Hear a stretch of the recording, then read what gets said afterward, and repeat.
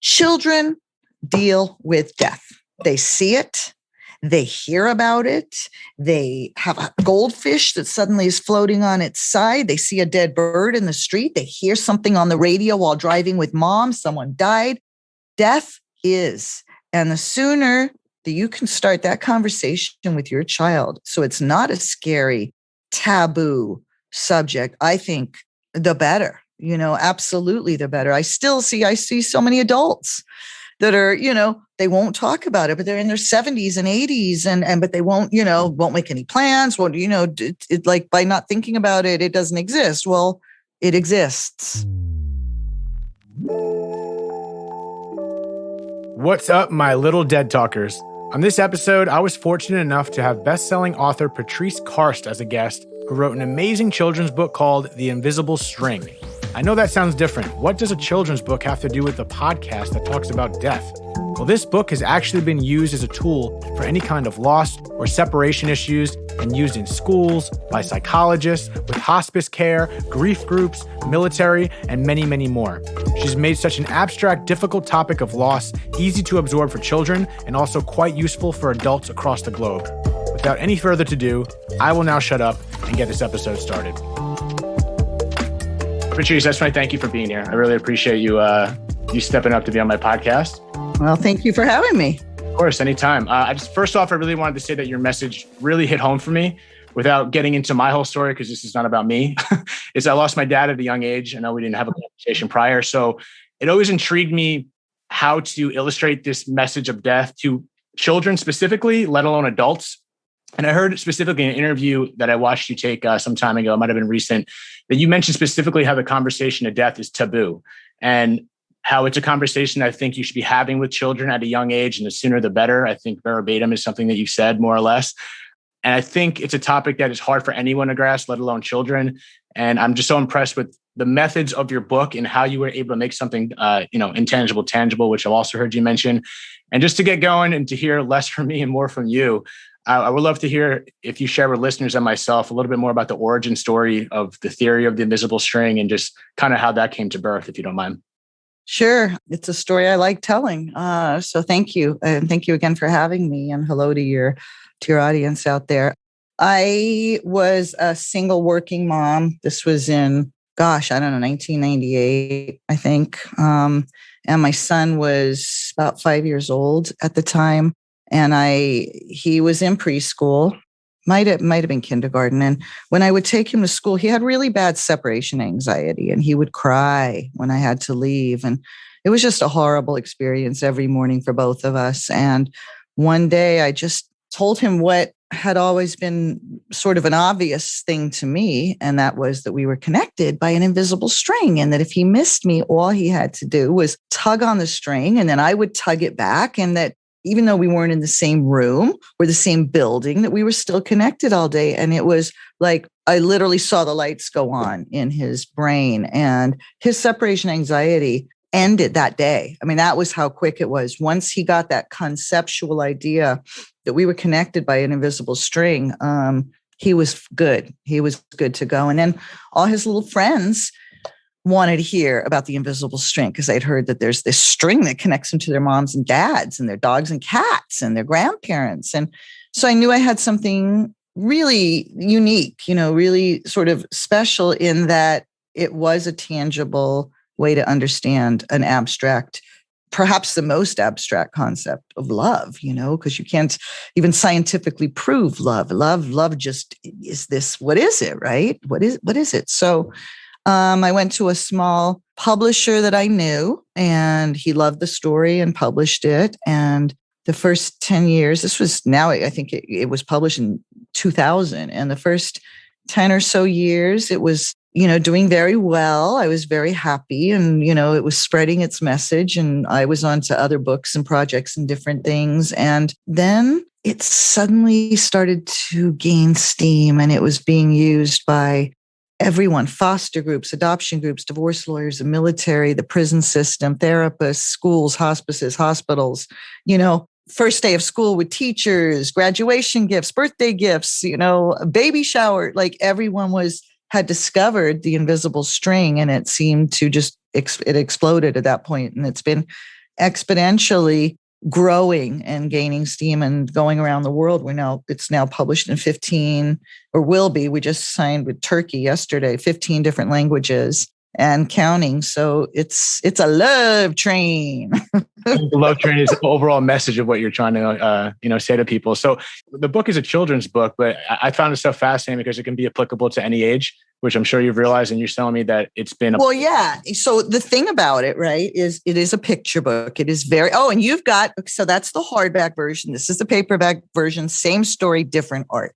And yeah, it's a kid's picture book. It's very clearly a children's picture book. And the phenomena is that parents buy it for their adult parents and spouses for each other and adult siblings. And it's become a way of saying to anyone you love, we have a string.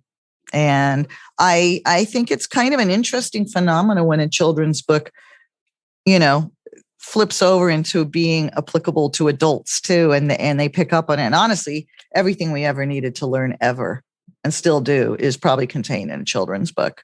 We don't need 500-page books to explain how life works. We really don't. Especially today, people can't even pay attention for more than 7 seconds. That's exactly right. Yeah. Thank God I wrote children's books, right? Because I have a short attention span too. I know. I'm kind of like right looking in the corner. No, but I'm interested in hearing real quick about, you're saying how it's applied to hospice, military, psychiatrists. Do you know how they're applying it? Like, is it they simply just reading the book? Yeah, no, there's so many different things going on. And, the prison system, there's a great organization called the Women's Storybook Project, for example. And what they do is with incarcerated mothers who have children at home, they have the mothers read The Invisible String and other children's books, and then give the children the CD or the, whatever on the computer so they can hear their mothers reading to them with their own voice every single night. So the prisons use it to just help bridge that gap for the children and the loved ones of the incarcerated parents and therapists. Obviously, I mean, it's the number one book for grief. It's the number one book for death and dying on Amazon for years now. Any kind of loss, any kind of separation, any kind of trauma that kids are going through, there's nothing that can't be improved and helped and made better by realizing that we have invisible strings to the people that we love, and that we indeed live in a world that is a web of love, and that's, I wrote, I don't know if do you know about the other ones? I mean, I got The Invisible Leash and Web right behind me. I've read them both. Oh, okay. So then, I'll just show the cover because it's a beautiful cover, but The Invisible Web is, about how we are all of our strings all interconnect and weave together, and we live in a web really of love. But the invisible strings just used in so many different ways. We created a workbook. My writing partner, Dr. Dana Weiss, she's unbelievable. She's got a PhD in art therapies, and she created, with me kind of just overseeing it and watching her weave her magic, and she created a workbook, and it's called the Invisible String Workbook, and it helps the kids take the message of the invisible string to next level. And it's full of like games and activities and all kinds of puzzles and these magical cards at the end that they can use for all sorts of different things. And yeah, I mean, who knew? I wrote it for my son.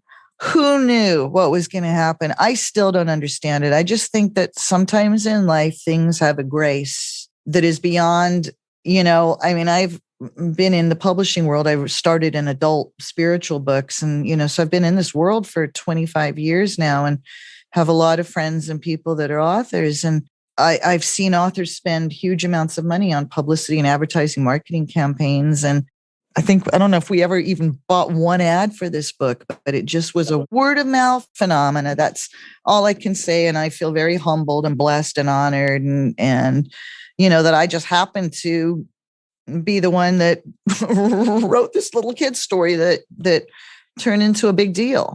Lucky me. Whatever it is, keep doing it. With your books in particular, it seemed like, and correct me if I'm misunderstanding this, it seemed as if it was a book that, especially with your story about your son, that wasn't necessarily written about grief. I mean, I think loss is it's become a book about grief, which will pull me in, specifically since this is a podcast about death. So it's interesting how that came about by accident, seemed like. But if you don't mind me asking, feel free to pass this to the side. Have you had your own, I'm sure I think we all have at some point, have you had your own personal experience of losses prior to writing the book? Oh, yeah. Oh, no, absolutely. I think I've always been someone that is, not on a morbid level, but fascinated by death, because once I realized the concept of death and what an inevitability, the ultimate inevitability of life is death, right? It became something worthy of exploration for me. Like, where do we go? Where did we come from? What happens? Why are we here? It really started my whole spiritual journey was once I realized there was this, death. It was like, well, how does that work? But when I wrote The Invisible String, here's the irony, right? Because when I wrote The Invisible String, it was absolutely not a book about death. It wasn't a book about loss. It was just a celebration of love and the interconnectedness and how love transcends time and space. But when I was writing it, I wrote one page and one word that alluded to death. And it's when the children ask mom, they've been asking her, where does the string reach? And it goes out of space and it goes to the bottom of the ocean and it goes to, the top of mountains. And one of the children says, could my string reach Uncle Brian in heaven? And the mom says, yes, even there. And that one little phrase turned it into the #1 book for death. And it was interesting. I always mention this because I had to fight for that word because the publisher really wasn't sure if he wanted death to be spoken of in a children's book. And to me, it was so important, and that's what I wanted to bring up too, is that children deal with death. They see it. They hear about it. They have a goldfish that suddenly is floating on its side. They see a dead bird in the street. They hear something on the radio while driving with mom. Someone died. Death is. And the sooner that you can start that conversation with your child, so it's not a scary, taboo subject, I think the better, absolutely the better. I see so many adults that are, they won't talk about it, but they're in their 70s and 80s but they won't make any plans. Won't, like by not thinking about it, it doesn't exist. Well, it exists. It exists. And it's something that I think we need to normalize more than we do in this society anyway. 100%. I feel like that's my mission with this podcast. And I think your method is so spot on, which I think it's so impressive that you're able to attach a method so simple enough for a child to understand and then perfectly built together for an adult to understand. So do you think there's a correlation between just simplifying the abstract that attaches to adults as well? No, I think it's super valid. And you said it when you said, like the short attention spans and everything these days, especially with our, interconnectedness of, electronics and media and social media and all of it. It's all happening so fast that I do think we need to get things very simplified. And how better, right, than a picture book with just a few words showing a huge subject so that the child can then, and that's what's so interesting is I get letters from all over the world from, parents, teachers, therapists, clergymen, it's used all the time in sermons from, Jewish synagogues to, Muslim. I can't even, it's everywhere. And they do it for their sermons for the adults. They'll use the invisible string because what is more simple than the fact that we are connected to the people that we love forever and for all time by an invisible string. That's it. You said it. Seriously. Right. And we have a lot of them. Yeah. And we have a lot of them. And I was asked, a lot of people when they write to me had asked that I do a book for specifically animals. That's something that children definitely, though they may not lose adults while they're still children, though they may with their grandparents, et cetera. But children really do see the death of animals. And it's a perfect time to bring up that conversation. So you said you have Invisible Leash? I've already read this a couple of times, so I'm trying to get this book out there. This is going to be a hot gift for me. I promise you that. Oh, well, thank you. I wrote it when my own dog was in the process of dying. And I cannot tell you how many times I read my own book and cried as it was still in manuscript form. And I go, it's helping me. It's going to help other people. And then the publisher was so nice. They let me, I don't know if you saw, but they let me put in the book a dedication to Coco. I read that. It was the last picture. I just couldn't believe they let me do this. I hope it shows up on the camera, but this is Coco. And they let me do a whole dedication to her. And so she lives on. Her legacy lives on forever. Coco the magical wiener dog. And we do. And it's called, it's called The Invisible Leash, but it's not the same kind of leash that a pet has when they're down here, where they're, we can't let them run around free. This is a leash that connects our hearts. And so whether your beloved animal was your horse or your cat, your guinea pig or your dog or whatever, the animals all have a special world. Well, we know that already. The animals have a special world that they go to. And I believe that we see them again one day, but that's my personal belief. And I love that. I think it's so applicable to so many different ways. And there's another question, if you don't mind. I'm curious, I think this book, from my perspective, it does have a very spiritual foundation to it. And I'm on par with you. And I have, I think, similar beliefs in what you're writing and what we've uncovered so far in a little bit of time. Have you had any challenge? Because you were explaining Muslim and all these different backgrounds that have approached you and applying their book and singing praise for this book. Have you ever experienced any, people just don't see eye to eye on certain things. And this is definitely a belief standpoint that doesn't apply to everyone. Do you have any alternative methods to explain the topic of death and grieving of loss to people that don't see it the same way, or is the book, or is this not for them? No. This is really good that you're bringing this up, because this has been an issue. There have been certain people that have loved my book, but take exception to and feel like they can't, because of that, feel like they can't share with their own families or buy the book because I use the word heaven. And they have written to me or put reviews on Amazon and said, she made this a religious book and you can't get it for your family because it's religious. And my readers are from every walk of life, every faith or none at all, every religion, everything. It's a book for everybody. Yes, I did use the word heaven. In The Invisible Leash, I used the great beyond. But in The Invisible String, I used heaven. And I'm glad I did, because it is a word that is sort of universally used as a way of describing permanent physical departure and where we believe someone goes. And for children especially, I wanted it to be a comforting concept. I sometimes say kind of tongue in cheek and funny, and I don't mean to be sarcastic about it, but I've actually asked some of the people that have written to me, I said, what would you have had me call it? It's a scary enough idea for a child that someone they loved or an animal they loved, they're never going to see again in this lifetime. That's a scary concept. And I say, what would you have preferred me to call it? The dark abyss of nothingness? So, but I respect that some people are very uncomfortable with that word heaven. And so what I suggest, and I even wrote in The Invisible String, I wrote a letter to my readers in the back of the book, in the paperback, the newer version. And I say, look, I understand if you take issue with that one word, so perhaps you could use it as a springboard for discussion with your family. You could say to the family, we don't believe in the concept of heaven. What we believe is blah, blah, blah, blah, blah.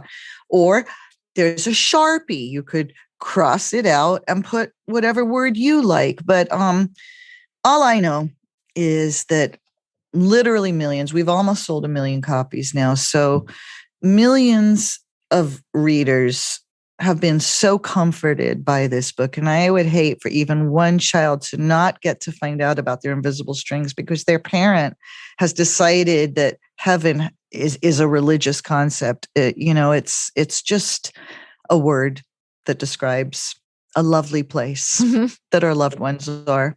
Why can't we let our children have that? Why can't we? Yeah, it's hard enough. I think if the one word is kind of, overshadowing some things, they're missing the point and the foundation of what you're writing. It's the old can't see the forest for the trees. And I get it. And I respect it. And if someone doesn't want to buy my book because of it, I'll just have to accept that. But it kind of breaks my heart for the kids because they are missing really the point, which is that we're always connected and to our, especially and forever, to those that have passed. We still have a connection to them, That's my belief. And I'm glad that there are millions of people that are okay with it and love the book because of it. I mean, that's the irony, right? Had I have not written that page, I don't know that the book would be the phenomena it is, because I think it was becoming the book for death and dying that kind of catapulted it into all these other arenas too. Or maybe it all happened at the same time. I don't really know, but it's just been really interesting to watch. And I remember, and I don't remember when Sandy Hook, that horrible tragedy happened, but I remember I got a letter from one of the surviving children's fathers who said that the invisible string had helped his daughter come to terms with that all her classmates were now in heaven and that she could still be connected to them. And that was right around the time, I think it was about 10 years ago. And that was right around the time that I started to see the invisible string being used in all these places. So yeah, love and death, right? The two inevitables of life. Yeah, and they're both intertangled. Yeah, very intertangled. And I'm sorry about your father. And I know that that the invisible string is not just a children's book, but it's a very real, I say to people, the invisible string is realer than any. I wrote it as a children's story so that I could get the message out there. But it's not just a children's story. It is the most profound truth on this planet, I believe, is that love is the most transcending force in the entire universe. And love never stops, nor do souls. We just take a break from this reality for a bit. Yeah, and it's easy to get distracted. So I think if the one word from the message you're trying to give is love, let's just keep it there, because I think at the end of the day, that's what's going to solve all. So I think what you're doing is you really hit a nail on the head. I think there's a reason why that one page took off, especially making this topic applicable to children, and let alone so many adults and friends that I have that just avoid an inevitable conversation, that we're just pushing something to the side. The elephant in the room that no one wants to discuss until it happens is, I'm against that in my opinion, but I'm not here to force anyone to do it a certain way. I just think it's a conversation that's needed. And I think you did it so brilliantly that you just snuck it in there in a sense, that one page. Snuck it in, just sort of snuck it in there. But you did it so wonderfully, because it's lost is lost, let alone death. I'm happy you found a way to bring it to your son. It's a beautiful story in itself, beyond the effect you've had on others. Other than that, I hope I can get you a little closer to 1 million and send more of these book gifts to people. Thank you. Yeah, let's get to 1 million. We want to get there this year. One quick, I read the acknowledgments. It was funny before we can probably wrap this up for you. I know you're a busy woman. I think there was an acknowledgement at the end. I think her name was Mary Ivory, or I don't know if Yes. It stuck home with me because I'm from Jersey and East Coast. My mother's. You know her? No, I don't know. I don't know her. That would have been ridiculous. I probably would have brought that up sooner. Just the way you described her as a fiery New York. I think there's a fiery New York Italian or something of the sort.